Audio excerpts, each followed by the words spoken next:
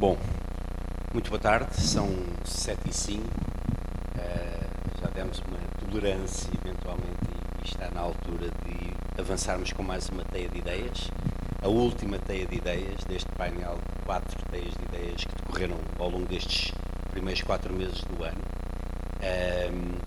E a teia de ideias de hoje, o tema é o ambiente e a sustentabilidade. Temos entre nós, e para já, o nosso agradecimento pela vossa presença, por terem aceito o nosso convite, para estarmos aqui neste final de tarde, agora durante sensivelmente 1h e alguma derrapagem, talvez 1h30. E para quem eventualmente não conhece, temos aqui, começando aqui pela minha direita, o Ivo Carvalho, fundador do Algarve Circular Lab, a Ana Marta Costa, presidente de uma associação de nome Cidade da Participação, e o Castelão Rodrigues, diretor regional do Instituto de Conservação da Natureza e a Floresta. Na verdade, temos aqui 3 ilustres especialistas em áreas que são 3 vetores que se abraçam muito no que é a sustentabilidade ambiental, agrupando logo aqui o título de ambiente e sustentabilidade. Quero também agradecer a todos os presentes, a vossa presença é importante, naturalmente que no decurso aqui deste nosso final de tarde poderá abrir-se aqui a discussão também com a Assembleia, que é sempre enriquecedor. E eu não me quero estender muito, mas fiz aqui alguma pequenina revisão e acho que vou comentar aqui 2 ou 3 aspectos, um bocadinho para lançar logo a discussão aqui para junto dos nossos convidados, para depois pegarmos nestes temas e começarmos a discutir à volta do que é o ambiente, a sustentabilidade ambiental. E olhando numa visão muito mais global e não circunscrevendo ao que é aqui o nosso concelho, a nossa cidade. Do ponto de vista global, do ponto de vista mundial, nós assistimos a um aumento significativo da população mundial, com uma expressão considerável e, paralelamente, e ainda bem que sim, também observamos, especialmente nos últimos 20 anos, que o poder económico aumentou e que se destacou num número considerável, aproximadamente 1 bilhão de pessoas deixou de estar na pobreza extrema. E isso satisfaz-nos e alegra-nos muito. Mas também terem deixado de estar na pobreza extrema faz com que haja muito mais possibilidade de procura e de adquirir produtos. Portanto, temos aqui eventualmente um maior consumo, uma maior pressão junto dos recursos naturais, um acesso a maior número de recursos naturais. Quando nós falamos em recursos naturais, começamos a ficar preocupados, que paralelamente ouvimos falar das alterações climáticas, na disponibilidade da água, que cada vez é mais escassa, mas cada vez há mais procura e mais consumo. Portanto, temos aqui uma necessidade de equilíbrio, estou a falar a nível global, mas podemos trazer isto para a nossa realidade local, para a nossa realidade regional, e a questão assenta exatamente no mesmo modo. De modo que temos aqui, do ponto de vista económico, um exercício, um desafio muito grande pela frente no que diz respeito a estabelecer este equilíbrio entre o consumo, o aumento, eventualmente, do consumo, a necessidade de ir aos recursos naturais, a forma como é que nós podemos conservar a nossa natureza, as nossas florestas, e como é que elas podem ser promotoras de sustentabilidade. E temos também, eventualmente, e se calhar, a unidade funcional, que é o cidadão, e se calhar a falta de conhecimento. Ouve-se tanto falar neste termo que é a literacia em tantas áreas como a saúde, a economia, e a literacia ambiental se calhar ainda é muito escassa. Há um exercício muito grande atualmente ao nível das escolas para as crianças se calhar serem os veículos condutores nesta evolução da literacia, para trazerem para casa esta sensibilidade junto dos mais velhos, mas sem dúvida que começa pelo cidadão. Também ajudar e ter um contributo importante no que é este equilíbrio entre o ambiente e esta sustentabilidade e evolução que todos nós desejamos, não é verdade? De modo que deixa aqui o repto, e se calhar, começando aqui pela minha direita, porque penso que o Ivo tem aqui, se calhar, uma exposição que pode também ser um condutor para esta discussão agora durante esta tarde, deixa aqui o repto para irmos pegando nisto, no que é a visão do lado económico, a visão do lado do cidadão, a visão do lado da natureza, da floresta. Muito bem. Muito boa tarde a todos. Permitam-me que comece aqui pela minha direita. Um beijinho especial à Marta, minha colega de escola de secundário. A Engenheira Castelão Rodrigues, um amigo também da nossa sociedade. O Rui, e na pessoa do Presidente da Direção da TED Impulsos, Luís Brito, agradecer naturalmente este convite.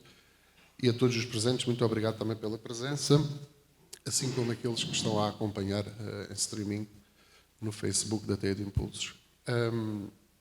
Bom, este é um tema realmente muito pertinente, muito atual, e eu, no sentido de melhor partilhar convosco algumas ideias, trouxe 4, 5 diapositivos e tentar cumprir de forma sigilosa os 10 minutos que me são disponibilizados para falar um bocadinho desta temática, embora eu entusiasmo bastante e sei que é uma tarefa árdua para mim falar em 10 minutos sobre estas questões, mas vou tentar cumprir. E também vou pedir para me levantar, se me permitem, que eu prefiro falar de pé.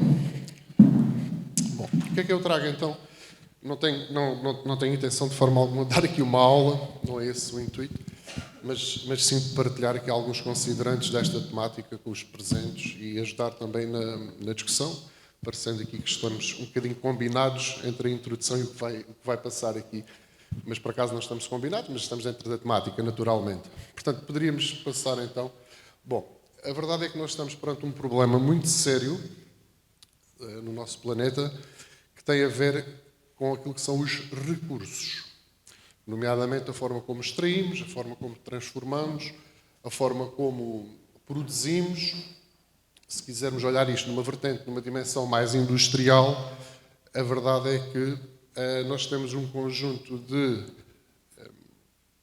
formas de modelo de gestão, nomeadamente industriais, que não são nada amigos do ambiente e não favorecem em nada aquilo que são as tendências atuais de contrariar um conjunto de fenómenos que temos assistido ultimamente, desde as alterações climáticas às emissões, portanto, à chuva, à seca. Portanto, tudo isto tem muito a ver com aquilo que é a forma como realmente nós acedemos aos recursos perante a sua escassez e, nomeadamente, também muito a ver com aquilo que aqui foi dito, que é o crescimento da população. Portanto, isto tem que ser realmente, de uma vez por todas, muito bem equacionado e está a ser feito, está a fazer o seu caminho, digamos assim, relativamente às diferentes formas de extrairmos, de produzirmos e de transformarmos. Se quisermos, podemos depois entrar ali um bocadinho mais na forma como utilizamos e consumimos os recursos, nomeadamente enquanto mensagem para todos nós também aqui presentes, enquanto consumidores, porque também é importante termos aqui um papel preponderante em termos daquela literacia que o Rui falava, para sermos consumidores conscientes e consumidores informados. Portanto, esta questão é uma questão extremamente importante, olharmos para aquilo que é a sobrecarga da Terra. E o que é a sobrecarga da Terra? Falando nestes 4 ou nestes 5 pontos que eu lhe refiro, a sobrecarga da Terra, no caso de Portugal, no ano 2023, foi precisamente no dia 2 de agosto de 2023. Ou seja,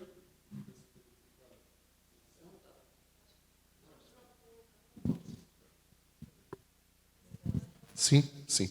Portanto, no dia 2 de agosto de 2023, nós passamos a viver a crédito em relação à questão ecológica. Ou seja, deixamos de ter uma capacidade regenerativa no nosso país, em que passamos a viver a crédito. Portanto, estamos a falar do dia 2 de agosto. Todos os meses seguintes, portanto, estamos a fazer muito mais lixo, a produzir muito mais emissões do que aquilo que é a nossa capacidade regenerativa, ou seja, de nós realmente podermos produzir de forma natural, menos agressiva para o ambiente. Depois, a questão principal, que é quando se fala em sustentabilidade, temos que olhar para aquilo que é o desenvolvimento sustentável, seja, aliás, nem vale a pena explicar, porque se olharmos para esta imagem do World Economic Forum, percebemos a complexidade do que é o desenvolvimento sustentável. E para isso, enquanto desafios, é muito urgente que sejam as entidades públicas, privadas, possam olhar à realidade atual do nosso planeta e perceber de que forma é que está ameaçado. Mas de forma que está ameaçado a todos os níveis. Portanto, dentro daquilo que nós realmente conseguimos controlar, mas naturalmente com aquilo que nós não conseguimos controlar. Pegando no diapositivo atrás, nós temos que olhar o planeta que queremos deixar e temos que fazer o exercício anterior de perceber a forma como está a ser extraído, a forma como está a ser produzido e transformado e, naturalmente, a forma como nós também, enquanto consumidores, acabamos por ter o nosso papel. Porque isto tem uma questão principal, que são os resíduos. Ou seja, a forma que nós deixamos os resíduos em quantidade realmente cada vez mais preocupante. Portanto, é urgente interpretar a realidade de um planeta que está de veras ameaçado. Basta ligarmos os televisores e percebermos as diferentes formas. Isto, naturalmente, enquanto desafio, também implica que haja uma mudança de paradigma mental, naturalmente, de quem governa, de quem gera, de quem tem responsabilidades a nível governativo, seja centralizado ou descentralizado, naturalmente, e, naturalmente, também dentro dos privados, aquilo que são os modelos de gestão e a forma como entendem estar no mercado e contribuir mais ou menos com impactos negativos ou mudar o mindset para a capacidade de produzir realmente impactos positivos naquilo que é o ambiente e na natureza. Portanto, isto tudo leva-nos a um desafio maior, que é o quê? É que realmente se possa ter um planeta mais equilibrado. E este planeta mais equilibrado faz com que se olhe para trás, em todos os passos que nós demos, e perceber de que forma é que vamos conseguir ajudar a fazer diferente e criar impacto positivo, seja numa dimensão social, numa dimensão económica ou numa dimensão ambiental. Portanto, isto é uma responsabilidade partilhada de todos nós, de todas as empresas, setor privado e, naturalmente, setor público. Portanto, este desenvolvimento sustentável, esta sustentabilidade que nós tanto falamos, na ideia de fazermos menos mal e criarmos mais impacto positivo para as gerações vindouras, é realmente algo extremamente complexo, como podem ver e perceber nesta imagem. Para isto, o que é que tem vindo a ser feito? Sabemos que há, para além de muitos outros desafios que possam existir, a nível internacional ou nacional, há aqui um documento que acaba por ser orientador, que é a Agenda 2030, com os 17 Objetivos de Desenvolvimento Sustentável e as suas 169 metas, que é adotado com muita frequência por privados e entidades públicas e que realmente são uma bússola orientadora daquilo que nos pode levar a contrariar tudo aquilo que tenho vindo a falar até agora de problemática que existe ao nível dos recursos, ao nível dos resíduos e ao nível das três dimensões social, ambiental e económico. Portanto, a Agenda 2030 é um enorme facilitador e está ao acesso de qualquer pessoa ou de qualquer entidade perceber um bocadinho mais como é que pode fazer diferente no seu dia-a-dia. Também me desafiaram a falar aqui um bocadinho daquilo que é também a minha última área de estudo, digamos assim, aquilo que é a economia circular, e trago-vos só para terem uma ideia, já que é um tema... Quando se fala de sustentabilidade, conseguimos perceber um pouco mais onde é que queremos chegar embora seja muito associado à ideia daquilo que é a reciclagem, é um conceito que ficou, porém, hoje em dia, quando se fala de economia circular, acaba por ser um pouco mais limitativo. Mas eu trago apenas aqui, só para ter uma ideia daquilo que são os 3 princípios da economia circular. A importância de mudarmos paradigma e percebermos que os recursos, ou permitam-me, que os resíduos têm que ter uma perspectiva de recurso, tentar mantê-lo cada vez mais na cadeia de valor e que vai gerar o menor impacto possível junto do meio ambiente. E isto também tem aqui uma dimensão económica que é muito importante, que é, se nós tivermos esta capacidade e estivermos predispostos para olhar para estas questões, naturalmente, seja no nosso dia-a-dia ou nessas atividades económicas, há uma maior capacidade de levar os produtos e os materiais um pouco mais além.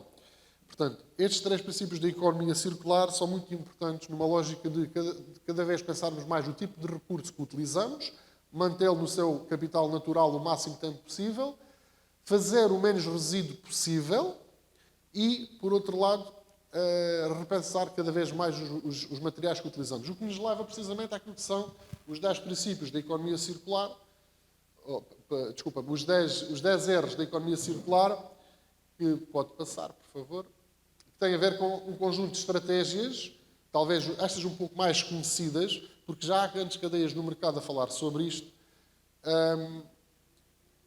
que entram para as nossas casas, sem nos apercebermos, e que geram negócio para essas entidades, porque a sustentabilidade também é um negócio, ao contrário do que se possa pensar.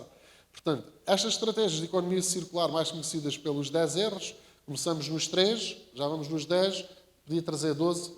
Estes são de fonte fidedigna e estes 10 são interessantes. Para que se perceba só que há aqui uma gradação de cores, em que na parte mais escura realmente temos a reciclagem, e o que quero dizer é que a parte mais escura é uma dimensão que neste momento faz menos mal. Aquilo que nós queremos é chegar ao verde mais claro, que é sair do faz menos mal para criar impacto positivo. E isso está nas mãos, precisamente, de quem puder recusar ou repensar o uso, a utilização, a compra, a fabricação, se quisermos, de determinados recursos. Portanto, isto é o básico que poderíamos falar. Poderíamos trazer aqui aquilo que é o ciclo técnico e biológico da economia circular, mas pronto, não temos tempo para isso. Mas para que se perceba que isto também é aquilo que nos vai ajudar a repensar um pouco em relação às nossas decisões, seja enquanto consumidores, seja enquanto pequenos negócios, porque isto hoje em dia também se aplica nos pequenos negócios. Portanto, a economia circular traz uma ideia que tem muito a ver com a indústria, mas não, felizmente nos dias de hoje aplica-se a pequenos negócios. Por último, cheguei aos 10 minutos, é isso? Ok. 2 minutos, esta parte, pronto. Já agora, só para partilhar aqui muito rapidamente aquilo que é o resultado, o modelo conceitual que eu desenvolvi na minha dissertação de mestrado, que é precisamente para que se perceba de que forma... Há um conceito não muito desenvolvido em Portugal, embora haja uma iniciativa que são as cidades circulares, a INC2, é fantástico, é um projeto fantástico do governo português, anterior, se calhar 2 anteriores, sim, anterior, ou dos anteriores. É uma iniciativa fantástica. Nós não temos muito desenvolvido o conceito de cidade circular em Portugal. Na Europa, sim, e fora da Europa já existe, nomeadamente na Europa. É extremamente interessante. Eu tentei desenvolvê-lo na região do Algarve e desenvolvi um modelo conceitual para ajudar cada um dos municípios a poder implementar este modelo. E é um modelo que se baseia, para resumir, traz aqui uma dimensão, aliás, traz 3 dimensões, que é o círculo do meio, que é o design. Às vezes as pessoas pensam que o design tem a ver com fazer logotipos e essas coisas. Não. Tem a ver com o design sistémico, que é para trazer o valor social, económico e ambiental para cima e para ganhar uma centralidade diferente nos municípios. Portanto, e na nossa forma de estar na sociedade. Portanto, à vossa esquerda, na leitura do modelo, temos aquilo que são um conjunto de regras. Curiosamente, para quem não sabe, temos a lei, porque há um plano de economia circular que saiu em 2017, que é a lei, assim como deveria existir a obrigação de implementação de planos regionais de economia circular, ainda estão a descer, ainda não chegaram ao Algarve, e depois também há os planos de ação local, que deveriam estar a ser, mais que não fosse, discutidos. Portanto, isto é extremamente importante, porque depois temos aqui uma dimensão que vai gerar valor para a sociedade que está à vossa direita, portanto, que tem um conjunto de propósitos, ambições, desejos e para terminar, isto é só para dizer que isto é realmente o que tem na sua principal discussão é o bem-estar social, ambiental e económico. Portanto, não há aqui uma ideia de que o ambiente não convive com a questão económica, antes pelo contrário. Portanto, temos que procurar aquele equilíbrio que falávamos ainda há pouco. Eu terminei. Pode passar só para, naturalmente, agradecer. O ponto de exclamação saltou. Porém, há de haver uma razão específica para isso. Só dizer que a Algarve Circular Lab, da qual me apresentaram como fundador, nasceu na passagem pela universidade, na dissertação, enquanto terminava a dissertação de mestrado, tem como objetivo ser uma plataforma para a inovação, conhecimento e competências para a sustentabilidade e economia circular, nomeadamente no Algarve. Já temos alguns parceiros na região, parceiros de dimensão regional. Estamos a tentar chegar aos municípios, embora não seja a nossa principal preocupação, mas acho que são estratégicos. Portanto, sabemos a proximidade que existe do poder autárquico local é extremamente importante e acho que têm que fazer parte, mas é um trabalho que está a ser feito. E desde já também agradecer publicamente à TEA de Impulsos, que foi um dos primeiros a aderir a esta iniciativa, e agradecer. Eu sabia que ia esticar-me, peço desculpa e obrigado.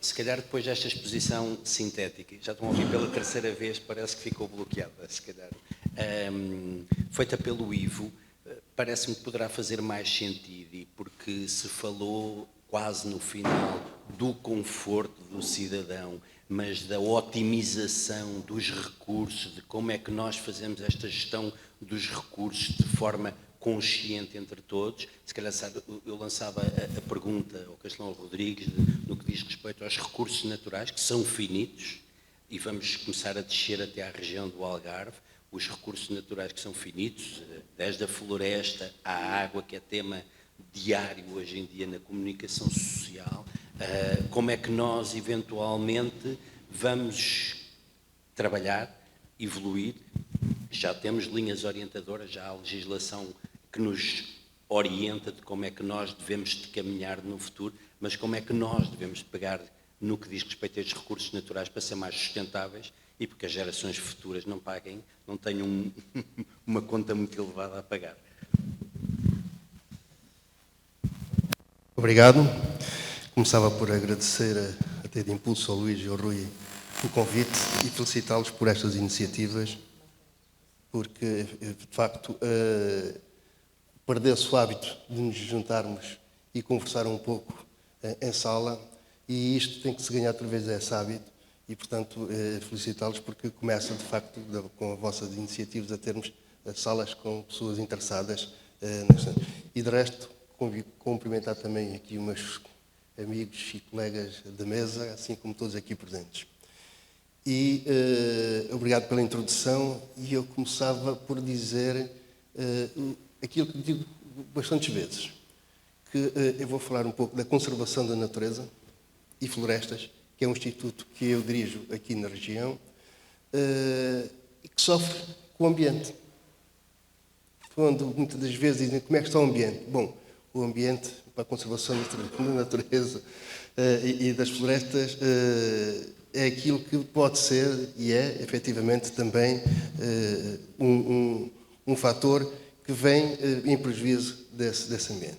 Porquê? Porque nós, Portugal, felizmente, embora sejamos pequeninos, mas temos uma biodiversidade muito grande em termos de valores naturais, em termos de património natural, de norte a sul, de este a oeste.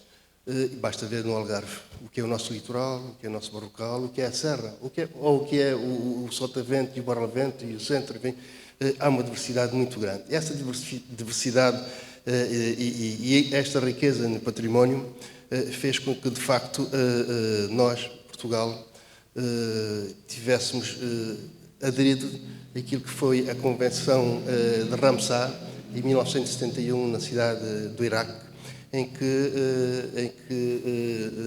tinha como princípio essa Convenção a valorização e a preservação das zonas úmidas. Nós aderimos, Portugal, isto em 71, Portugal em 81 criou 2 zonas úmidas, Ria Formosa, precisamente, e o estuário do Tejo.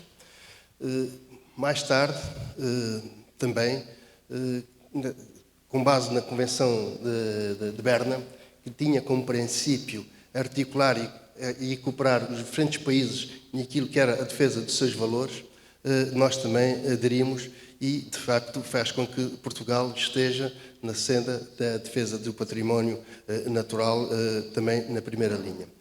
E isso, penso logo, porque em 1971 foi criado o primeiro Parque Nacional, que é o da Peneda Gerês, que é o único parque nacional. Depois criou mais de 12 parques naturais, no qual Ria Formosa em 87, Costa Sudoeste em 88.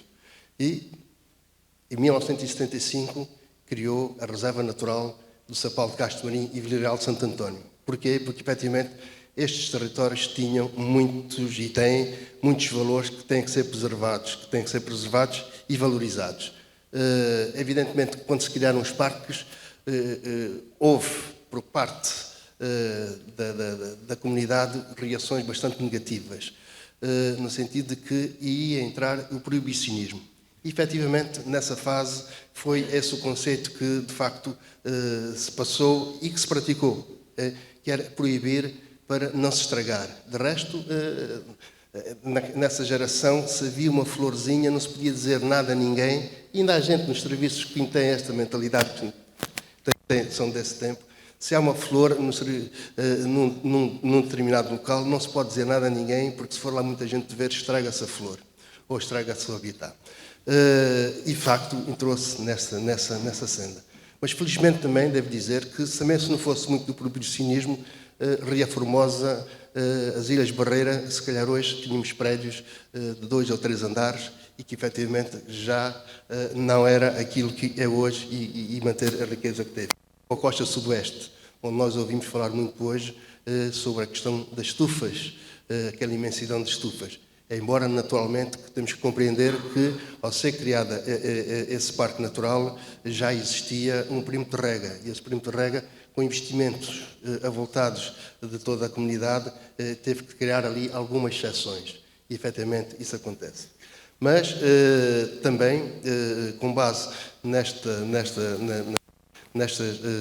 convenções, foi depois também criadas diretivas. A seguir a Ramsar foi criada a diretiva, em 79, a diretiva Aves. Mais tarde foi criada a diretiva Habitats, que são classificações comunitárias e que fazem com que essas diretivas tenham como princípio e têm que ser sítios de interesse comunitário e que têm valores, e têm habitats e que têm que ser preservados. Infelizmente, gerir isto em propriedades privadas é um grande problema. Desde logo, os serviços sociais têm esse grande problema. Como é que vamos fazer a gestão de habitats ou de valores naturais quando a propriedade não é nossa? E cria-se, de facto, aqui alguns conflitos, embora, felizmente, com o tempo isso vai se esbatendo. E hoje, se há 30 anos ou 20 anos ou até há 15 anos havia presidentes de Câmara que diziam que estavam contra o parque e ganhavam eleições porque estavam contra um parque que estava a proibir. Hoje, felizmente, já temos uma outra geração de autarcas que veem que, efetivamente, os valores naturais que lá estão traem muito mais iniciativas que valorizam o território e que também qualificam esses territórios. E, portanto, dizia eu que essas diretivas Habitats e Aves, que foram depois transpostas para a nossa diretiva ou para os nossos regimes jurídicos, através do Decreto-Lei 144 de 99, criou aquilo que nós ouvimos falar, a Rede Natura 2000. A Rede Natura 2000 que tem precisamente a agregação destas duas diretivas. E que, portanto, diretivas comunitárias e depois temos aquilo que é o nosso querer, que é criar os parques. E, portanto, temos aqui duas figuras que juntas fazem aquilo que é dito o Sistema Nacional de Áreas Classificadas. E, efetivamente, estas áreas classificadas têm como é que eu ia dizer, várias ameaças. Uma das primeiras ameaças, desde logo, é o homem. Porque se o homem não pensar naquilo que acabou de dizer o Ivo, pensar no aspecto económico, no ambiental e no social, pensar sobre o económico, o que acontece é que, precisamente, essas áreas vão ser todas elas degradadas, na medida em que o que se pretende é construir, até naquilo que o Rui dizia, o aumento da população obriga que, efetivamente, haja muito mais habitação, haja muito mais áreas agricultáveis para alimentar toda essa gente. E, portanto, o homem é uma ameaça. E eu dou aqui dois exemplos. Ou melhor, vou dar só um, porque também tem a ver connosco, que foi aqui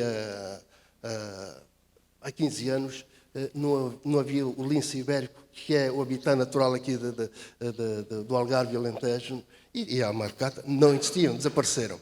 E felizmente que, fruto de uma compensação na construção da barragem de Odiloca, também por estarmos numa crise de falta de água, como estamos agora, foi possível fazer aqui um centro de reprodução do lince e que, em cooperação com os espanhóis que estavam já a trabalhar na recuperação do lince, hoje, felizmente, temos, de facto, uma comunidade bastante considerável, cerca de 200 linces, quer no Alentejo, quer aqui no Algarve.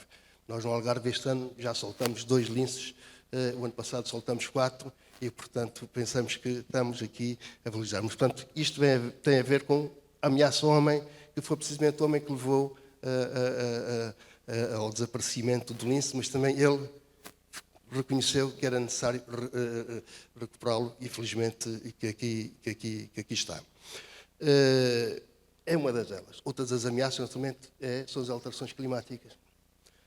Estas faltas de água que nós vemos, ou estas chuvas intempestivas ou torrenciais, em pouco tempo, muita água, e depois muito tempo sem chover, leva a que, efetivamente, nós tenhamos aqui também como ameaças aquilo que são estes valores naturais. Por isso é que nós, recorrentemente, vemos nos jornais de que há cada vez menos biodiversidade, há cada vez mais espécies a desaparecerem. E isso faz com que estas alterações até de temperatura, e vou dar 2 exemplos que acontecem, ou 3 que acontecem aqui no Algarve, a subida da temperatura da água do mar. O que é que está a acontecer? Acontece que vêm espécies que não são autóctones daqui, vêm e começam a invadir estes nossos espaços. Desde logo, um caranguejo que vem da América, o caranguejo azul, que começa a estar a ocupar espaços daquilo que são as nossas espécies, né? O caranguejo e a pescada.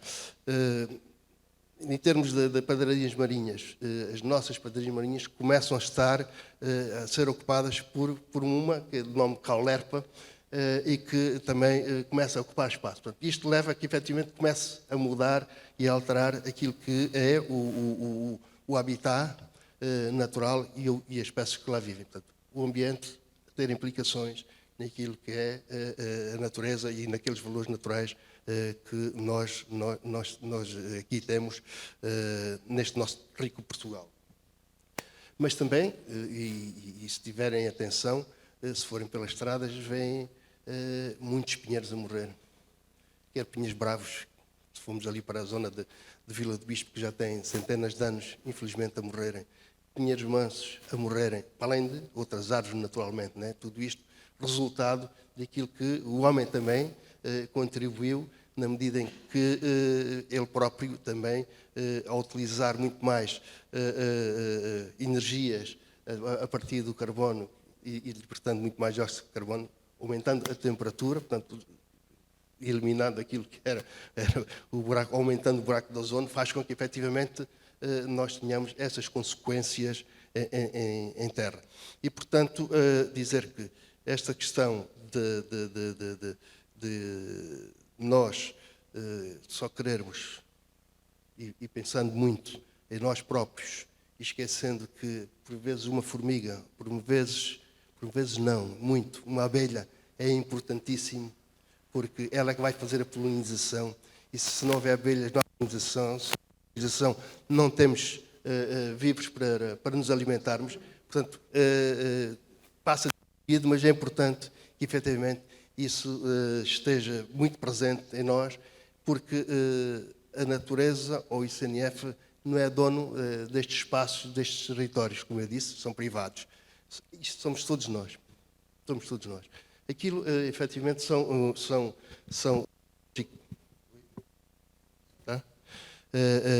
valores e créditos que nós estamos a gerir, mas que não são nossos. É de todos nós. E todos nós temos que fazer e colaborar nisto, porque, efetivamente, não podemos atirar para a terceira responsabilidade de defender estes espaços e estas reservas. Nós também temos que contribuir. E isso só é possível, efetivamente, com maior mobilização de toda a comunidade, e este momento é um deles. A oportunidade de haver associações que efetivamente se preocupam e lutam para que isso aconteça, e aqui no Algarve temos vários exemplos. Não vou dar nenhum, porque penso que a Marta, e bem, vai pegar neles, e portanto não lhe vou roubar um pouco.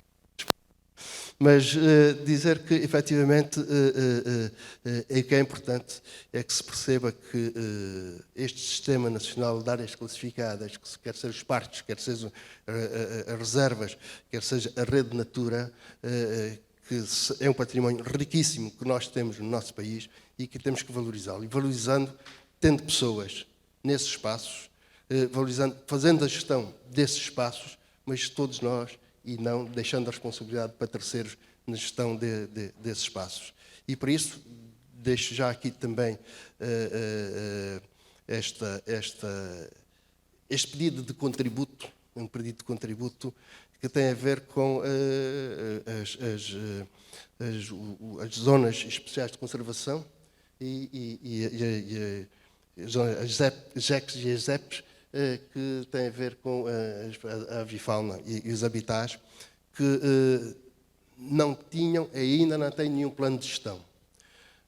Plano de gestão esse que foi elaborado e que está agora em discussão pública, até o dia 2 de maio. E, portanto, nós temos 7 planos de gestão aqui no Algarve, que tivemos que os fazer, porque há 10 anos já deviam estar feitos e temos um contencioso com a comunidade por não termos. Como é que nós vamos estar? Nós estamos a exigir num território condições aos proprietários sem termos um plano de gestão a dizer como é que eles devem de fazer e o que é que podem ou não podem fazer. Portanto, isso está em discussão pública, era importante que vocês participassem. Desde logo um deles é aqui da Ria de Alvor, ou de Louca. Portanto, desde logo um deles bate-nos muito aqui à porta e, portanto, é importante que contribuam. Porque naquilo que é a reserva, quer de Costa Sudoeste, quer da Ria Formosa, ou até nos parques, estes 2 parques, ou da reserva do Sapal Castro Marim, já há um plano de gestão. Plano de gestão que tem, evidentemente, condicionantes e tem interdições, mas que isso foi discutido e foi também alvo de consulta pública. Evidentemente que, infelizmente, já tem alguns anos e os dias de hoje não são os dias de há 15 anos atrás e que, portanto, eram documentos que deviam ter também aqui um aperfeiçoamento contínuo ou continuado, mas que não acontece, há mais de 10 anos que não acontece. Mas que também estamos a fazer isto. Isto é, os planos dos parques até 2021 vinculava os privados naquilo que a área do urbanismo deixou de vincular os privados porque as câmaras transpuseram para o seu PDM e, portanto, aquilo que estava nesse regime, neste plano, passou para os municípios. Portanto, são os municípios que têm a responsabilidade de o fazer. Nós apenas agora aqui vamos ter connosco a preocupação dos valores naturais que lá existem e defendê-los. E para isso estamos a fazer aquilo que é recondução, para deixar de ser de plano para passar também a ser um programa, para poder vincular também aí os privados. Para além, naturalmente, de começarmos a fazer a revisão de todo este plano. Porque os planos dos parques têm 3 regimes de proteção. Um regime de proteção total, em que nem o próprio dono da terra pode lá entrar, ou só pode lá entrar se for acompanhado de um vigilante da natureza ou se for para fins de investigação. Um regime de proteção parcial, que depois se subdivide em 2, e um regime de proteção complementar, que também depois se subdivide em 2. E, em função destes regimes de proteção, há mais exigência ou menos exigência, pode-se fazer uma coisa ou não se pode fazer outra coisa. E o exemplo que eu vou aqui dar, porque é recente, mas é comum. É comum em algumas alturas. Na Ria Formosa,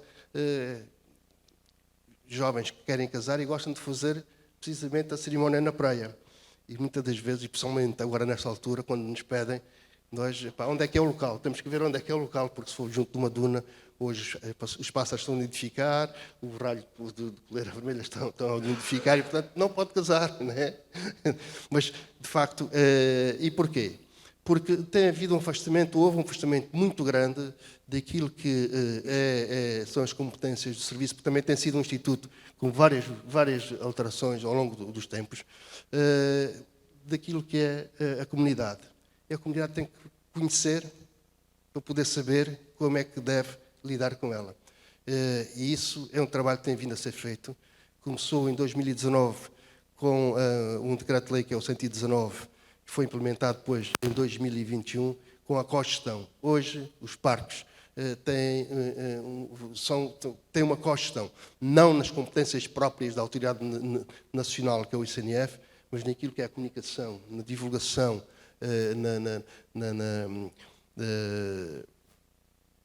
na demonstração, que obrigatoriamente essa comissão tem que ser gerida por um Presidente da Câmara da área dos parques e nós, nestes 3 parques, felizmente que essa comissão de gestão tem estado a funcionar bem e temos trazido muita gente e temos dado a conhecer e as pessoas têm a conhecer e têm reconhecido assim, eu tinha tantos valores que nós temos aqui e eu não os conhecia.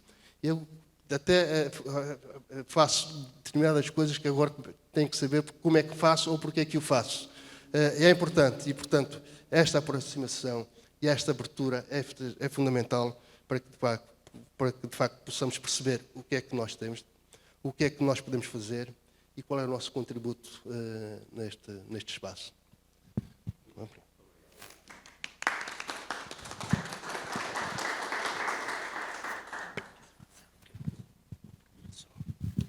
Muito obrigado. Vou pegar em 2 palavras do Castelão Rodrigues para passar a palavra para a Marta. Eu acho que a Marta tem aqui um desafio de Hércules, porque foi enumerada em uma palavra que é o homem. O homem é o principal responsável pela situação em que nós estamos hoje. O maior predador do ambiente é o homem. E a Marta é responsável de uma associação cívica, que é um conjunto de homens, ok? E que esses homens com H grande, ok? E que eu, quando fui falando homem, logo desde o primeiro momento foi com H grande, mas que eu acho que tem uma responsabilidade em 2 domínios completamente distintos, mas de braço dado. Por um lado, e ainda bem relatado aqui este Dom Rodrigues, de tudo o que se tem feito nos últimos anos de preservação da biodiversidade, e que bom que o homem já respeita e vê a natureza e o meio ambiente de uma forma muito diferente do que via há 20 anos atrás ou 30, nomeadamente quando foi enumerado, se ganhavam eleições de uma forma e hoje é exatamente o oposto que acontece, mas o homem também é um fiscal no que diz respeito ao poder de decisão central, regional, local, no que tem a ver com o que é que vai acontecendo nestes projetos todos, nestes parques todos, nesta regulamentação toda que existe, e ao mesmo tempo é um responsável por ele próprio ter conhecimento. Que bom que é conhecer os sítios, que bom que é conhecer para saber o que deve cuidar e o que tem que cuidar e o que existe. Portanto, nós temos aqui dois lados. Por um lado, ser fiscal, por outro lado, ser responsável também pelo ambiente. E isto não é fácil, acredito. Ok, então eu aceito o desafio. Eu sou bióloga já há alguns anos e há uma coisa que eu acho que nós temos que voltar a lembrar. O homem e a mulher, o ser humano, eu gosto mais de dizer esta parte, o ser humano sempre esteve conectado com a natureza. Nós só sobrevivemos e desta maneira abrupta, né? Nós só somos muitos, porque nós vivemos em comunhão com a natureza e uns com os outros. Nós só se ingramos tanto, só somos estes 8 bilhões, porque cooperamos sempre. E esta é a palavra-chave, a cooperação. E hoje em dia eu acho que nós temos que nos relembrar que o nosso trabalho cooperativo, não é? A maior parte dos humanos são naturalmente cooperantes. Nós gostamos de ajudar, nós somos naturalmente uns para os outros, por isso é que somos tantos. E esta voltar a conectar-nos com a natureza é uma das coisas fundamentais, porque só quando compreendemos o que está à nossa volta é que conseguimos conservar. Já dizia o Baba Diome, que era um senegalense conservador, era da conservação da natureza, ele dizia: só vamos preservar aquilo que compreendamos e aquilo que amamos. Então, este papel fundamental das associações, eu vou falar aqui, o associativismo é muito importante no sentido em que as pessoas estão todas juntas, são muito diferentes, mas todas as pessoas querem algo, querem fazer alguma coisa pela cidade. Então estão todas juntas, e às vezes até quando estamos na nossa associação, e vamos começar por onde? E vamos fazer o quê? Porque nós queremos fazer algo que melhore a cidade, que melhore o ambiente. E é incrível, porque no Algarve, nós quando falamos de ambiente e sustentabilidade, temos que falar do quê? Turismo. Temos que falar de turismo. E quando carregamos esta batata enorme, quente, o que é que nós temos que pensar? Temos que pensar que o turismo tem que ser cada vez mais responsável. Não pode ser turismo de massas. E eu comecei agora uma nova atividade que é guia de natureza. Comecei a fazer caminhadas e simplesmente, uma coisa muito simples e factual e um exemplo que eu posso dar. Fui aos 7 Vales Suspensos com um grupo pequenino de turistas. Trabalho numa empresa de ecoturismo, então fomos exatamente neste percurso. E o que é que depois, no fim do percurso, nós encontramos? Um caminhão enorme cheio de turistas, que vão todos, imaginem, 50 turistas dentro de uma carrinha, e vão todos para aquela paisagem kársica de dissolução, que eu já vou falar aqui um bocadinho também como é que começou este movimento associativo, e vão todos para aquela costa. É uma pressão urbana brutal, eles não vão ver, eles não vão sentir, eles não vão perceber o que é que se passa ali, eles vão tirar a fotografia, pôr no Instagram e voltar para casa. Isto é uma coisa que no Algarve já não tem lógica. Nós temos que, para conseguirmos ter ambiente e sustentabilidade, tem que haver um decrescimento deste tipo de coisas. Temos que começar a pensar que, para preservar o Algarve autêntico, nós não podemos ter mais construção, nós temos que preservar aquilo que temos. E esta associação, a Cidade da Participação, surgiu de um movimento cívico chamado Movimento João de Aranhos. Está aqui um dos fundadores, o Paulo Costa, e este movimento foi incrível. Porquê? Porque quando houve a tal construção dos hotéis para a única parte verde ainda de Portimão, a população toda disse não. E conseguiram-se mobilizar imensas pessoas. Aquela zona é onde eu vou passear o meu cão, aquela zona é onde eu vou assim. Tudo bem, aquela zona precisa de ser preservada, precisa de ser mais cuidada, mas não com 3 hotéis ali em cima. E foi assim que nasceu o movimento cívico do João de Arães, que depois progrediu para a Associação Cidade da Participação. Há uma coisa que nós podemos sempre fazer, que é o que as associações falam muito umas com as outras, que é as participações públicas, como estava a falar o Castelão Rodrigues, em que nós podemos ir à plataforma Participação Pública, ler exatamente o que é que se passa, dar o nosso contributo. Se não percebemos, falamos com algum especialista que já leu, mas o que é que vais dizer? Porque muitas vezes o que acontece é que são documentos extensos, às vezes não se consegue perceber, então nós falamos com outros especialistas que percebem, mas o que é que poderemos tirar daqui? Então, olha, o que estive a estudar foi isto, isto e isto. Se quiseres, podes ter esta e esta e esta opinião, ajudamos uns aos outros a fazer participações públicas. Na altura, o João de Arães teve imensas participações públicas e tivemos mais uma ação, não me lembro quantas eram, lembras-te, Paulo? Foram muitas participações públicas, mas eram mais de, não sei, eram centenas. E depois também fizemos aqui uma sensibilização no 1º de dezembro, em que fizemos recolha de assinaturas, precisamente para perceber que muitas pessoas assinavam e não queriam ali os hotéis, e na altura foi assim muito, muito, muito bom. E há mais participações públicas que nós participámos, como por exemplo a Cidade Lacustre, que era um projeto para Vila Moura, em que havia uns lagos de água salgada, lembras deste projeto? Uns lagos de água salgada que traziam os iates diretamente à porta das vivendas das pessoas. Ou seja, são projetos megalómanos que já não fazem sentido num Algarve que queremos preservar. Na altura, para o João de Arães, eu lembro-me que nós não só fizemos as participações públicas, mas fomos munidos de pareceres técnicos de especialistas das universidades. Ou seja, nós tivemos professoras, uma professora de Geologia que foi fundamental, que ela disse, eu ajudo no que for preciso, porque realmente, quando eu vou para fazer um trabalho de campo, o que se passa é horrível, porque vemos a nossa costa cheia de pressão, e o parecer que ela escreveu foi mesmo, se houver mais construção aqui, pode ocorrer um fenómeno que é o abatimento de terras, porque são demasiadas construções para um terreno que é a paisagem de dissolução, é a paisagem kárstica, temos galerias por baixo, que são os algares, ou seja, nessa altura foi muito importante o parecer dela, que apoiou e então o projeto veio abaixo. E há mais a Ria de Alvor, também a Quinta da Rocha, ou seja, nós conseguimos fazer uma série de participações e conseguimos com que as pessoas também connosco percebessem o que se passa e também dessem a sua opinião.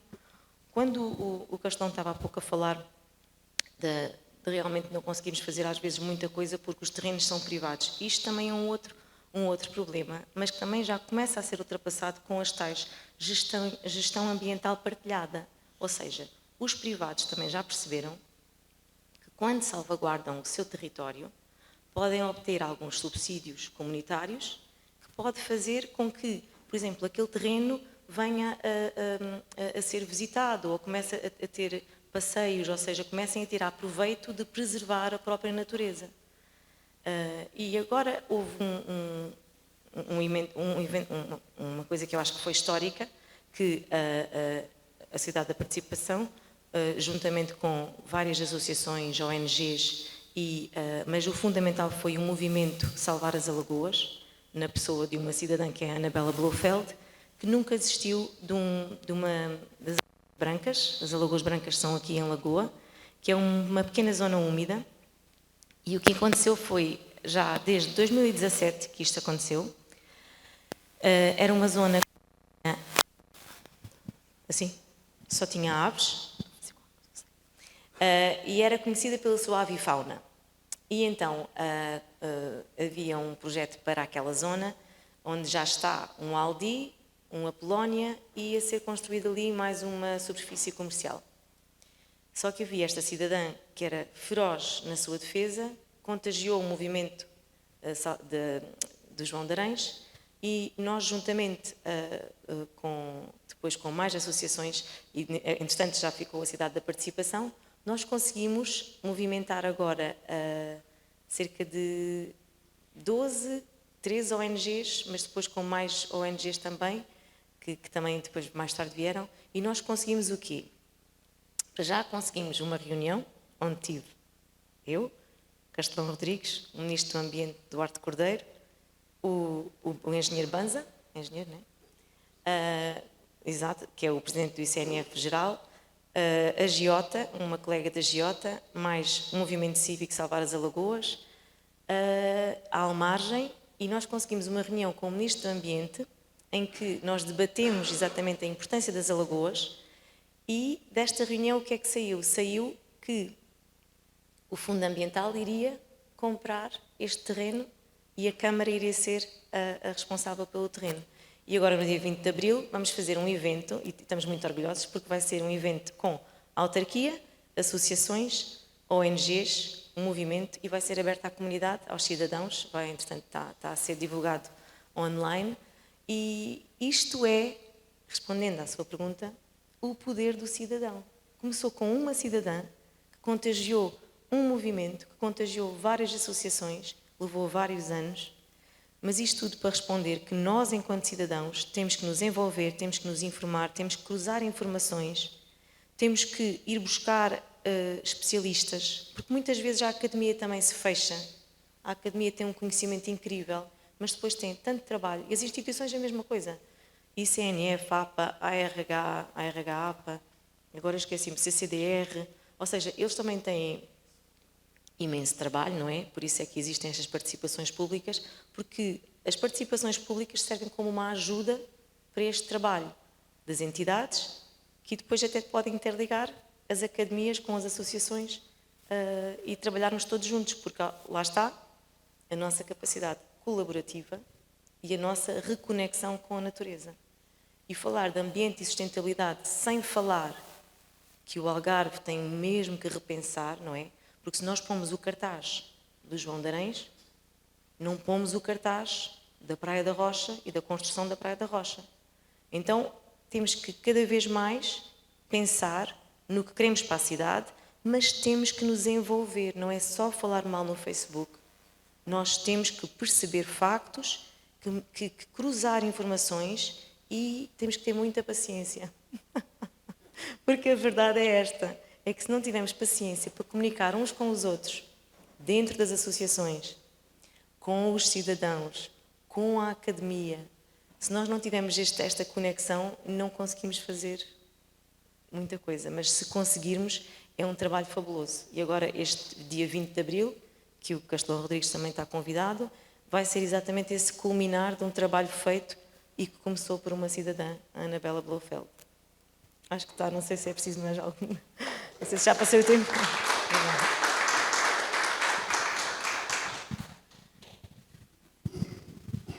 Bom, eu tenho já vontade, e no âmbito do que é a teia de ideias destas tertúlias de final de tarde, como foi as anteriores e esta, também a pensar, e estamos a desenvolver estas tertúlias no âmbito da celebração dos 50 anos da liberdade, a minha vontade é já perguntar como é que nós vamos equilibrar isto, nomeadamente do ponto de vista do turismo, para os próximos 50 anos. E isso era quase um reto já para uma pergunta, para estarmos aqui a conversar. Mas também queria, se calhar, lançar aqui à Assembleia, se alguém eventualmente quer dar algum contributo aqui para esta conversa que nós estamos a ter de...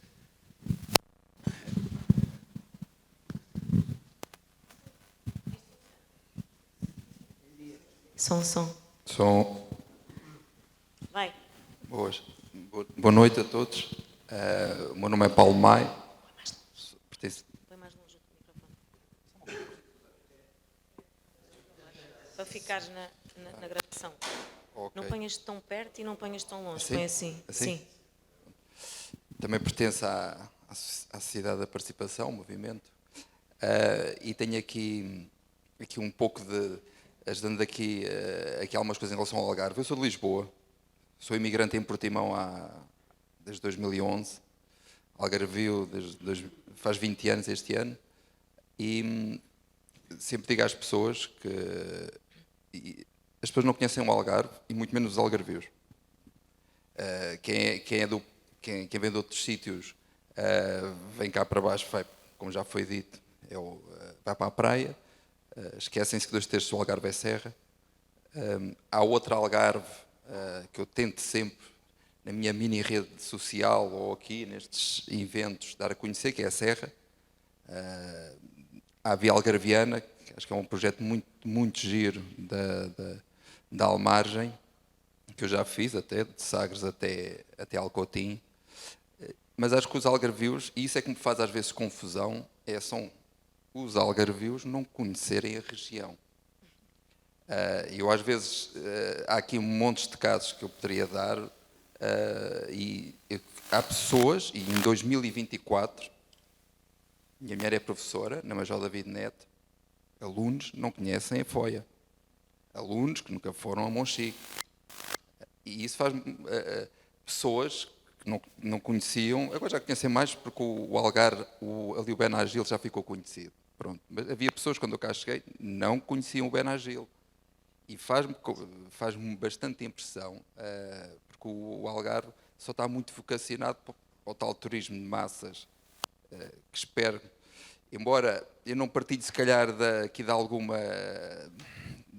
alegria, porque quando nós vemos o artigo do Hidalgo Revés do Público, sobre Quarteira, sobre uma quantidade de sítios, sobre 11 mil camas que querem construir no Algarve em 2024, isto não tem noção, não sei, pronto, eu já vou fazer 50 anos, eu tenho a idade do 25 de Abril, e começo a ficar um velho resingão, porque estar a discutir coisas que eu discutia há 30 anos atrás, eu já acompanhei estes assuntos há 30 anos atrás, a privatização dos ganhos e a socialização dos custos, acho que em 2024 já não devíamos estar a discutir este tipo de coisas, direitos adquiridos e isso tudo. E o Algarve aí perde.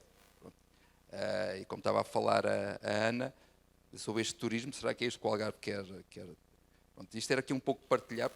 E o Algarve, o Castelão deverá saber isto, o Algarve as pessoas também não têm outra noção, que é, a nível de fauna e flora, a nível do país continental, não falo nem Açores nem Madeira, falo a nível continental, é a região mais rica, é o distrito mais rico do país. Porque temos Sapal, temos litoral, temos cianito, temos xisto e temos barrocal. A nível da ornitologia, os maluquinhos dos pássaros melhores do país andam por aqui. Hoje já ouvi os abelharucos, já andam aí, por isso quem quiser ouvir, é um dos pássaros mais bonitos. Isso, embora o meu colega que é apicultor, às vezes não gostem lá muito deles, mas são pássaros lindíssimos que vieram da África. Mas exorta todos os algarvios para conhecerem melhor a vossa região. Às vezes, antes de irem lá para fora, conheçam melhor a vossa região, porque muitos não conhecem nem saem daqui. Pronto. Isto era aqui tentar aqui partilhar um pouco o meu sentimento que eu tenho aqui há 20 anos. Agora, outra coisa que falou daqui a 50 anos, a cidade de Portimão.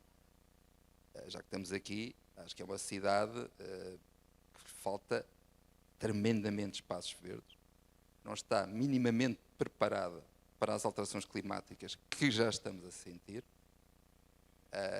Só se constrói nesta cidade, é uma coisa que me faz tremenda confusão. Falta imensos espaços verdes, não há um pulmão verde nesta cidade, faltam parques infantis, e por isso exorto, e o movimento é uma das coisas que tentará, pronto, mas aqui a toda a população, de tentar reivindicar e tentar se preparar para os enormes desafios climáticos que vamos ter. E só para... Eu, Paulo Maia, como cidadão, no ano passado foi a última vez que eu iria passar férias à bacia mediterrânica. Eu fui para Nápoles, fui para Roma e apanhei grandes caldões. Cuidado, tudo bem que pronto, podemos perder o verão, também podemos ganhar os outros meses. Mas Portimão, que se vá preparando, está num sítio que é bastante quente e tem que se preparar para esse enorme desafio que vem aí. Pronto, é um repto que eu deixo a todos os cidadãos. Não, este é o repto que eu deixo para as... E já agora, também outra coisa que o pessoal não sabe, já agora falou do lince, o primeiro lince que nasce em liberdade foi no Algarve, foi no sítio do Pereiro e numa zona de caça, que às vezes há estes conflitos. Já agora, não sei se posso. agarrando nas zonas verdes e agarrando na parte emocional da Marta, vou juntar as duas coisas, aliás ela já juntou, da importância das pessoas se envolverem emocionalmente com as coisas e com as questões da natureza, então muito mais. Nós, a dada altura, lançamos uma ideia à Câmara, que era naquela zona que supostamente seria o parque urbano, ou outras coisas mais, de fazermos um convite às escolas todas, aos alunos todos da nossa cidade, que fossem plantar uma árvore. Arranjávamos quem desse as árvores, aquilo até nem tinha custos nem nada. E que cada criança desse o nome da árvore à sua família, de forma a envolver emocionalmente a família com a árvore e com o meio ambiente, para que daqui a uns anos essa criança possa ir mostrar ao seu filho e o outro possa ir mostrar ao seu neto, que haja no fundo um envolvimento. Custos não seriam muitos, porque aquilo era plantar e só a única coisa que havia de fazer era regar. Foi feita uma tentativa, foi feita uma cerimónia, convidou-se uma escola e plantaram-se 400 ou 600 árvores, estão todas mortas. Estão lá mortas, porque ninguém cuidou delas, porque as crianças não tiveram lá o seu nome, porque iam ao fim de semana cuidar da arvorezinha, a ver como é que ela estava, virar as ervas à volta e cuidar, levar uma coisinha com água e regar. Isto é a perspectiva que eu tenho para este envolvimento. E só através deste envolvimento com a população é que a gente consegue dar a volta às pessoas que estão acima e que decidem, e têm que decidir de forma completamente contrária àquilo que tem vindo a ser feito. Claro que eu não sou tão radical como a Marta, que põe a construção quase como uma... Eu sei que sim, já tivemos várias vezes a falar sobre isso. Eu acho que tem que haver desenvolvimento económico, tem que haver construção, mas tem que haver cautela e contenção, e tem que se, sobretudo, respeitar a população que tem que ter. Nós somos das poucas cidades no país que não temos um parque urbano. Eu entristece-me muito que a minha cidade, não sou algarvio, aliás não sei se aqui alguém é algarvio, a Martinha é, o Ivo também é, também são algarvios, mas pronto, eu quase sempre quando estou nos sítios, a maior parte das pessoas não são algarvias, vivem no Algarve, são do Algarve, como eu sou do Algarve, porque vivo aqui há 40 anos e já sou do Algarve. Mas pronto, a minha mensagem era esta, e eu gostava que fosse feito muito mais. O espaço está lá, existe, foi tentado vender parte dele, parece que não teve sucesso. Está lá o espaço, plantem árvores e reguem-nas. E Barranco do Rio, claro, então, aquela extensão enorme, aquilo será o pulmão da cidade, será... E o Castelão sabe bem que já se fala nisto há tanto tempo, não é? E realmente a cidade precisa urgentemente ter um parque. Eu, da última vez que estivemos aqui em tertúlia também, lancei o repto, disse, eu só tenho pena que nesta tertúlia não esteja a associação que defende o ambiente, que éramos nós. E felizmente o Luís teve o bom senso de convidar, e por isso a associação está aqui representada. E perdi-me entretanto. Estavas a falar de reflorestar e do Barranco do Rio. Sim, exatamente. E envolver emocionalmente... Pronto, isso já tínhamos falado. Pronto, é a minha ideia e sugestão, já fizemos e publicamente através das redes sociais. Se calhar não o fizemos nunca de forma institucional, porque não éramos associação, agora já somos. Se calhar é de voltar novamente à carga, porque uma coisa é um grupo de cidadãos que não tem valor institucional, não tem peso institucional, e agora uma associação que está legalmente constituída e que tem, no fundo, uma capacidade de interferir e de, no fundo, chegar lá, não é? Portanto, eu acho que isso tem que ser, e a prioritária, andou-se aqui não sei quantos anos a falar, se o corredor era ali, se o corredor era acolá, depois vinha o partido A e o partido B que defendia uma coisa, outro defendia outra, não se chegou a lado nenhum, não se fez nada, passou-se os anos todos, não se fez nada. E isto deixa-me triste, porque eu acho que a nossa cidade pode ser muito melhor, tem a obrigação de ser muito melhor, e eu espero que seja muito melhor. Muito obrigado. Muito obrigado, Paulo. O seu nome é? Muito obrigado também. Eu agradeço a todos. Vou passar aqui para, não sei se querem fazer algum comentário, mas há aqui duas coisas que são fundamentais. E se calhar é um fenómeno sociológico dos portugueses. Nós somos pouco exigentes e temos pouco sentido crítico. Se calhar temos pouco sentido crítico porque somos poucos conhecedores da coisa. Já foi dito aqui por várias vezes que... Sim. Muito bem, eu vou-vos passar já o microfone. É fundamental Já agora que nós estamos a falar nestas coisas de Portimão, nós temos a Ria de Alvor. Há 30 anos que se anda a pensar no Estatuto de Proteção para a Ria de Alvor. Daqui a 50 anos vamos continuar a falar nisso? Eu ia perguntar, meu nome é Wanda Couto, eu ia perguntar exatamente a mesma coisa, se daqui a uns anos continuaremos sem uma reserva na Ria de Alvor. Uma vez que é uma zona úmida com tanta biodiversidade e beleza e cada vez tem mais aves, cada vez há mais aves e não sei se isso poderá continuar nos próximos anos tendo em conta a pressão antrópica. Obrigada.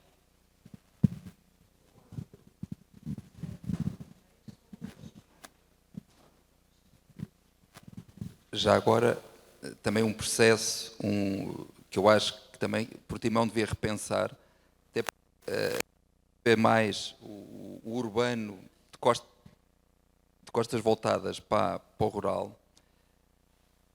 Hortas urbanas em Portimão. E eu dou-vos um exemplo.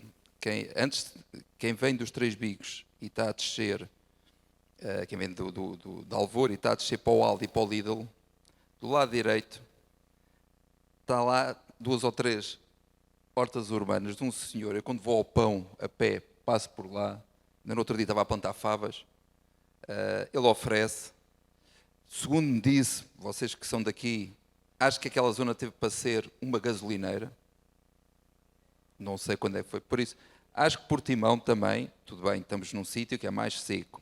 Eu dou muitas vezes o exemplo de Guimarães, que é de onde é a minha mulher, que tem horta, que são 7 hectares de horta urbana. Mas acho que devia ser bom, nós temos a Quinta Pedagógica, ok, fazem o trabalho, mas o cidadão também deveria começar a promover, ou a cidade tentar promover, até para verem o que custa, para não acontecer estes exemplos que o Paulo disse, os exemplos que aconteceu no Zumarino. Uma coisa é plantar. Plantar é só quando começa o processo. As pessoas depois esquecem-se. Depois tem que se manter. É como um filho. Nós, quando fazemos um filho, depois temos que o manter. Não é? Pronto. E aqui apelo também um pouco às hortas urbanas aqui em Portimão. Então, vamos responder à pergunta da Alvor, está bem? Que é para depois não perdermos já... Sim. Mas, tá? Mas antes de responder, deixe-me recuar um bocadinho. Mais uma vez, para realçar a importância do movimento associativo, quer neste caso, de impulsos, quer necessidade da participação, porque é fundamental que estas organizações cresçam, porque a pressão que elas fazem, e a Marta deu aqui o exemplo das Alagoas Brancas, é importante, porque a administração pública faz, mas demora muito tempo.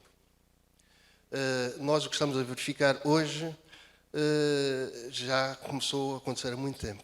E hoje, de facto, todos nós já estamos mais conscientes de que é importante haver uma intervenção para que, de facto, tenhamos uma comunidade muito mais sustentável, porque nós esquecemos muito depressa das coisas. E o exemplo tem a ver precisamente, tivemos a seca em 2005. Em 2009 construiu-se a barragem de Odeloca, encheu, esquecemos completamente da água. Portanto, tínhamos o problema resolvido para sempre. O ano passado tivemos o problema que tivemos, este ano estamos, não é? E de acordo com os cientistas, isto é o El Niño, é o ciclo do El Niño, são 5 anos. Que dizem eles que este ano chove aqui nesta zona, depois vamos ter mais 4 anos com muito pouca água, portanto não sei o que será. E só quando nós estamos nestes momentos de crise é que efetivamente nós atuamos, mas temos que ser persistentes, como dizia aqui a Marta, porque é fundamental. Porque a comunidade também agora está a perceber isso. E por isso é que a comunidade impôs aos membros da comunidade maior intervenção naquilo que são os valores naturais.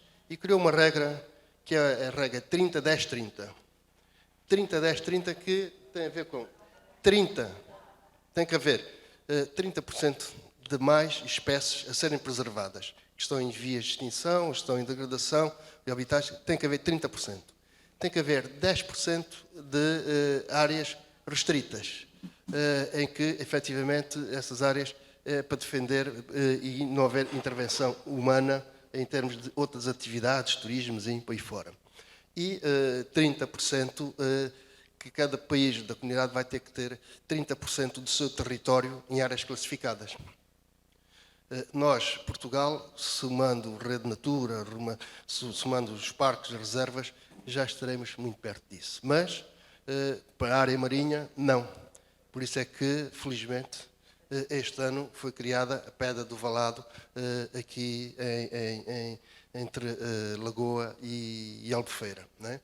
Estamos à espera, muito em breve, que o Conselho de Lolé crie também um parque natural local nas margens do Trafal, nas margens da Almargem e Trafal. Porque isso decorreu, efetivamente, de um estudo que a Associação Almargem levou a cabo das zonas úmidas, que foi Pedras dos Salgados, que ainda andamos em discussão e estávamos em querer que este ministro, o anterior ministro Duarte Cordeiro, e estava também a colaborar numa solução, como colaborou na solução das Alagoas Brancas, e eram as Alagoas Brancas que vai passar a ser, e evidentemente esta de Lolé. Alvor já tem um estatuto de zona especial de conservação, zona de proteção especial, cujo plano de gestão está em consulta pública, digo eu. Classificá-la, o Instituto não vai ter essa possibilidade de o fazer, porque a sua dimensão é uma dimensão mais reduzida. Portanto, nós normalmente propomos classificações numa dimensões maiores. Mas isso, a comunidade tem que zelar por isso e tem que lutar por isso, nomeadamente uma pressão das associações nesse sentido. Para quê? Para que, de facto, o próprio município também o possa fazer.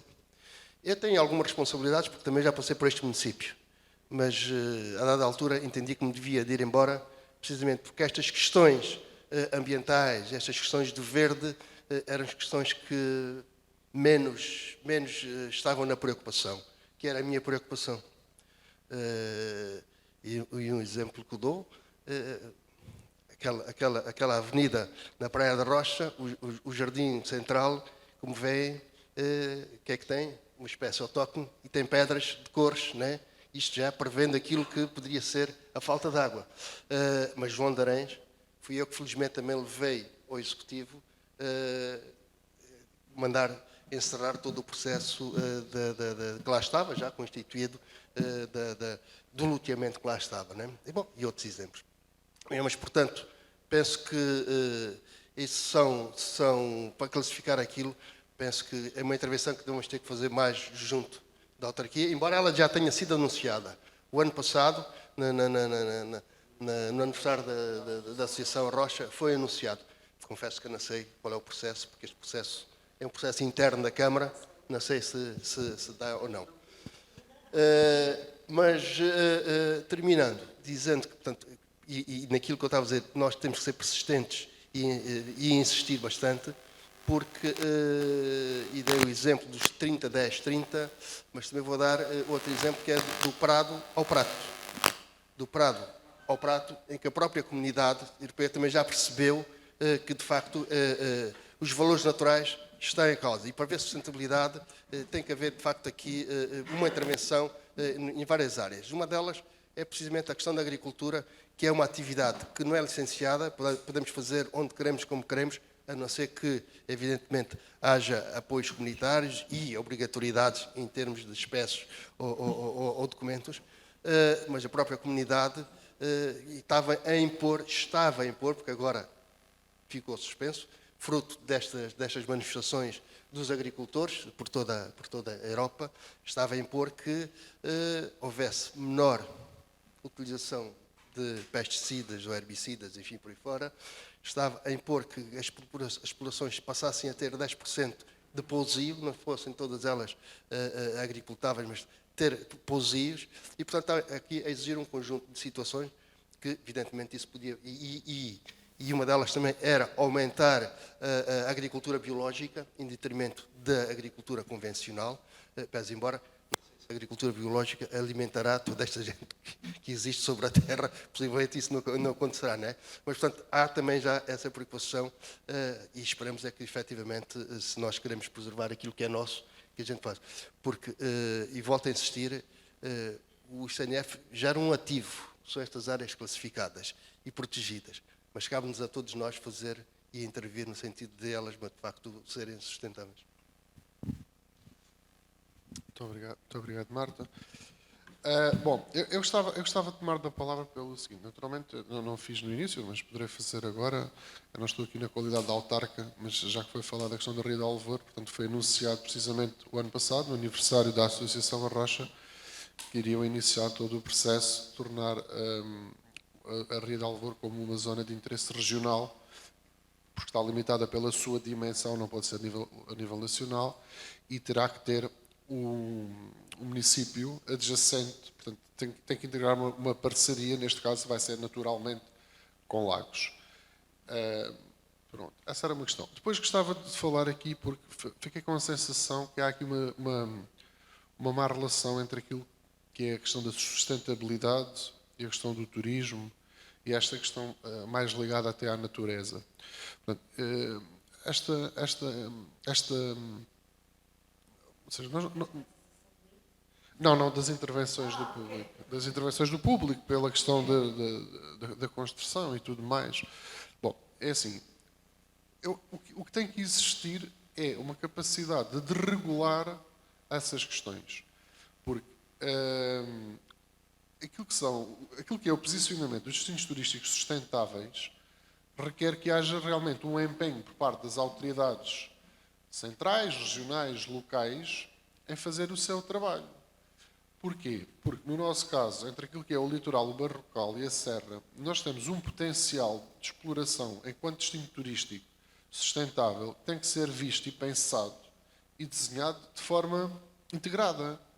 E isso não acontece, porque são 16 municípios e em questões muito mais simples, por vezes, é muito mais difícil chegar a determinados entendimentos. Portanto, esta questão de um destino turístico sustentável e esta incompatibilidade que poderá existir aqui, que eu não concordo nada e conheço bons exemplos pela Europa fora. Portanto, há um conjunto de temáticas que têm que realmente ser vistas e discutidas de forma integrada, começando por uma boa rede de transportes, a questão da mobilidade, a questão energética que já se vai fazendo o seu caminho. Agora, recentemente, com o projeto piloto em Lagos, até das comunidades energéticas, serem renováveis. Portanto, a questão da circularidade na água, nas unidades hoteleiras, nos equipamentos de diversão. Portanto, exemplos, projetos, como o Castelão falou muito bem, com a questão do Prado ao Prato. Portanto, há aqui um problema também de comunicação e de posicionamento da região e das entidades.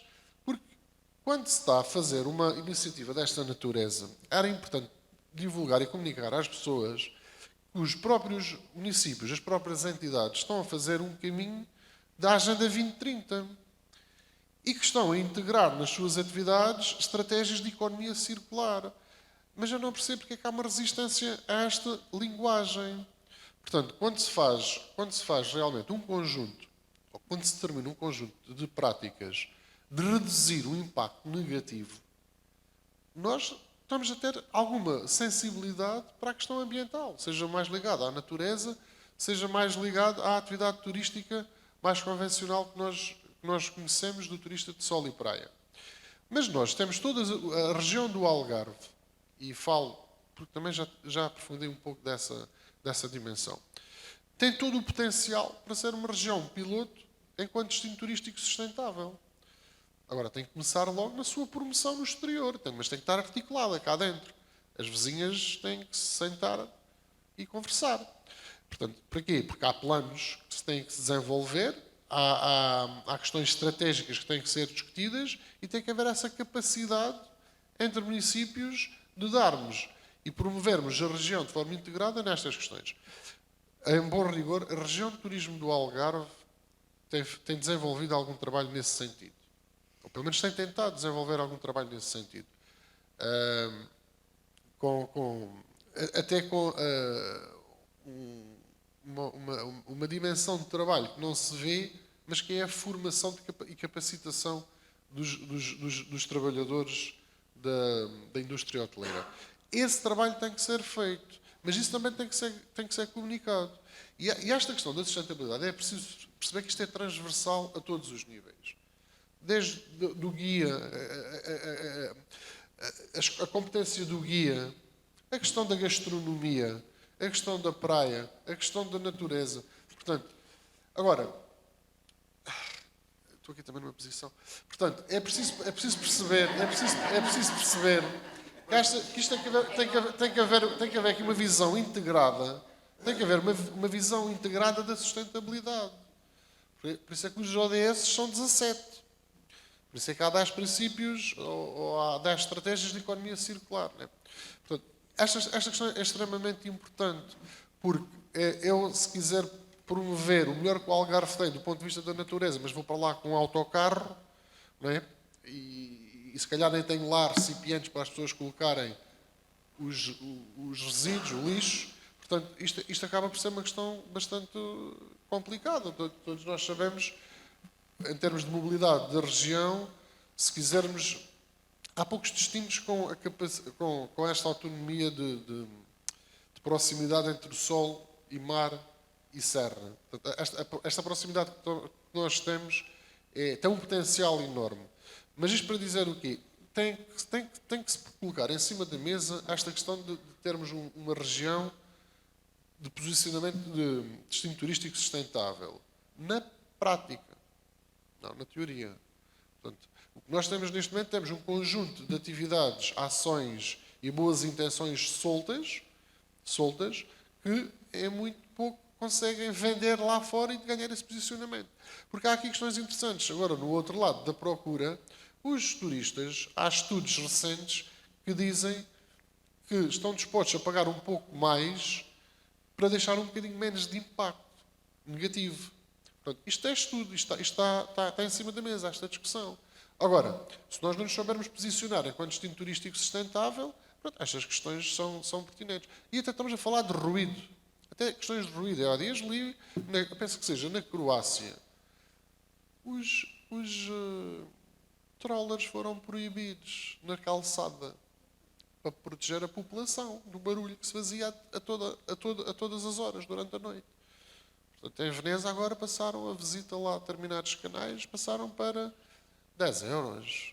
Portanto, ou seja, esta questão da massificação do turismo tem que ser, já devia estar há muito acima da mesa, devia ser muito bem ponderada, mas isso tem a ver com o que nós queremos para nós, as pessoas, mais uma vez, o H grande, não é? Até a própria humanidade. Isso é um posicionamento que nós temos que perceber o que é que nós queremos. Até porque, indo um bocadinho mais longe, isto é muito mais fácil de fazer se houver um plano de sustentabilidade em cada município. E se tivermos uma linha orientadora regional. Portanto, nós sabemos quais são os temas, toda a gente sabe quais são os temas. Portanto, o que está em cima da mesa. Quando eu falo de uma cidade circular, Amsterdão foi a minha cidade de estudo. Amsterdão quer ser totalmente circular era até 2050, já baixou para 2030, para acompanhar a Agenda 2030. O primeiro passo, se perceber esta questão da sustentabilidade e até da economia circular, primeiro é olhar o que é que nós estamos a fazer. Tentar perceber o que é que nós realmente estamos a fazer. E depois perceber o que estamos a fazer bem e o que estamos a fazer muito mal. Depois temos que perceber. Só para dar um exemplo para terminar, e para que se perceba o racional disto. Não faz sentido, por exemplo, um município como Monchique ter as mesmas preocupações a nível de sustentabilidade ou de economia circular como a cidade de Albufeira, não é? Nomeadamente no tema da mobilidade. Portanto, eu vou preocupar-me na questão das emissões de CO2 relativamente à questão da mobilidade. Não, mas se calhar tem outras em relação da preservação da natureza da forma descontrolada que podem ir fazer aqueles passeios que nós sabemos. Não é? Mas também, verdade seja dita, que há bons exemplos de formação dos guias e de pessoas com conhecimento de causa. isto tem que começar a ser falado na tenridade. Aquele processo que se fez com a reciclagem, e muito bem, nas escolas, em que as crianças foram uns excelentes meios de educação dos pais, não é? Foram um excelente meio, tem que ser falado para esta questão. E atenção, todos nós sabemos que a Agenda 2030 é trabalhada nas escolas. Atenção, nós sabemos, há desafios que se lançam em cada um dos ODS, relativamente à questão da água, da fome, do ODS da cidadania, da igualdade de género, da pobreza. Há aí um conjunto que estão a ser trabalhados. Mas estão a ser comunicados. Será que sabemos realmente o que é que aquilo se pretende?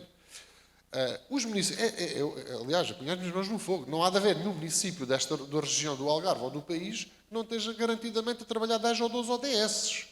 Agora, percebermos isto, aceitarmos isto e tornarmos isto a nossa linguagem comum é que tem que ser realmente o grande desafio.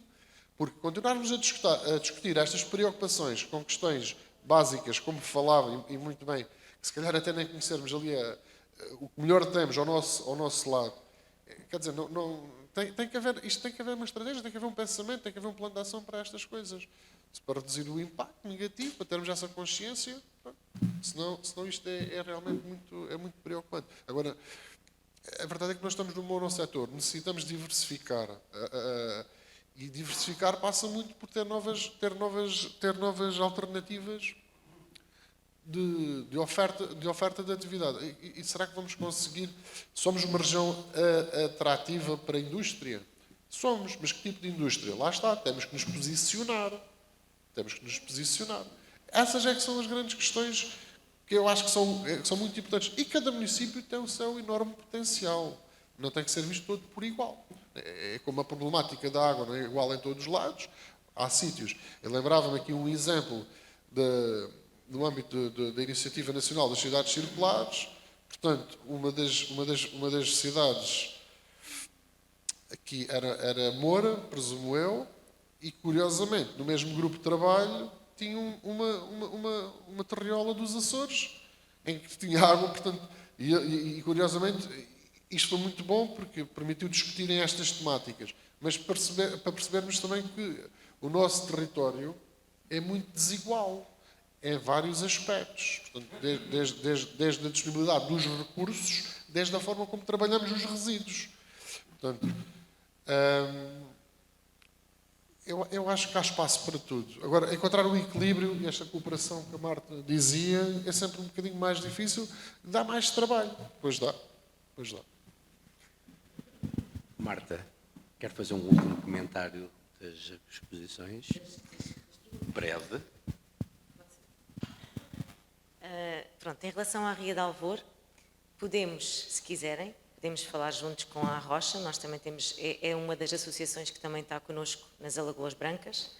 E esta rede que eu falo é uma rede que não é só, é de associações, é de cidadãos, é de especialistas, ou seja, eu quando tenho uma dúvida e não sei, eu vou falar com alguém, por exemplo, da Figueira da Foz que sabe, por exemplo. Eu lembro-me que nas Alagoas Brancas eu estava sempre a pedir a um amigo meu que é hidrobiólogo, vem às Alagoas Brancas que é capaz de ter ali alguma coisa de plantas aquáticas, mas não foi ele que a descobriu. Quem descobriu foi um rapaz estudante que estava lá a passear e descobriu uma planta nova para a localidade, foi a maior população nacional, foi aqui também que mudou um bocadinho o disco, pôs numa plataforma de ciência cidadã, porque o nosso poder é este, o nosso poder é, estes cidadãos individualmente conseguiram levantar uma série de pressupostos que estavam enterrados. E então isto fez com que esta área agora tivesse a ser protegida, e está a haver este evento agora.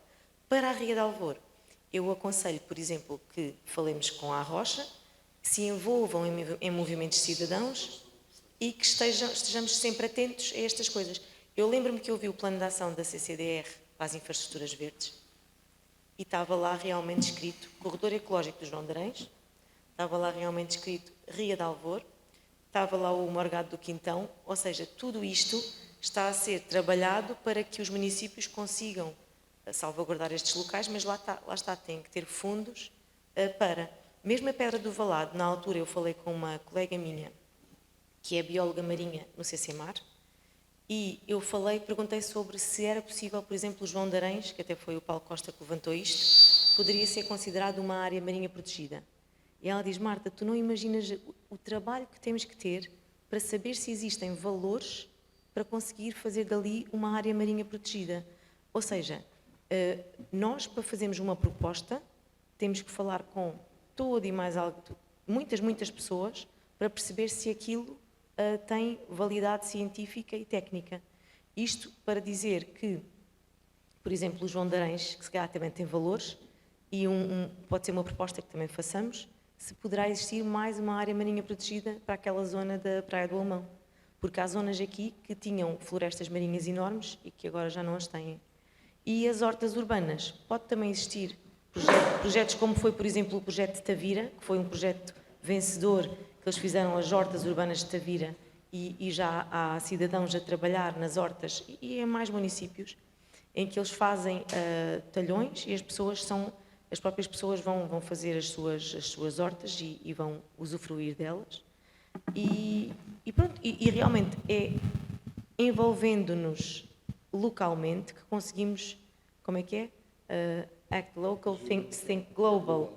Ou seja, se nós nos envolvemos localmente e falarmos muito uns com os outros, conseguimos realmente mudar e fazer com que existam exemplos de comunitários para depois contagiar para outras cidades. As cidades inteligentes, as cidades circulares, as cidades... as comissões de cidadãos, também é uma coisa muito importante que está a surgir agora, que é a Comissão de Cidadãos para influenciar assuntos parlamentares nas várias áreas. Estão agora a surgir, precisamente por causa desta extrema-direita que surgiu, não é? Estão a surgir cidadãos que também estão importados em dar o seu contributo para várias comissões parlamentares e em vários assuntos. Ou seja, é envolvendo-nos que conseguimos cooperar para o bem da humanidade. Muito obrigado. Não foi até às 9? Estava a ver se conseguimos o recorde. Eu penso que o tema é muito rico, dava asa que continuássemos e estendêssemos a nossa conversa por muito mais tempo, mas não é possível. Quero agradecer a todos a vossa presença, a presença do público desta Assembleia, desta discussão. É sem dúvida em momentos como este de discussão que se vai construindo valor e que se vai tendo cada vez mais sentido crítico para eventualmente caminharmos para cada vez mais um ambiente mais preservado e promover mais a sustentabilidade, que é tudo isso, na verdade, todos nós desejamos isso, cada um na sua dimensão e no nível do seu conhecimento, mas é isso que sem dúvida todos nós desejamos. Resta-me agradecer a todos, nós temos aqui para vocês, como forma de agradecimento pela vossa presença, uma pequena lembrança da Teia de Impulsos. Muito obrigado, despedimos-nos e esperamos voltar. Muito obrigado a todos.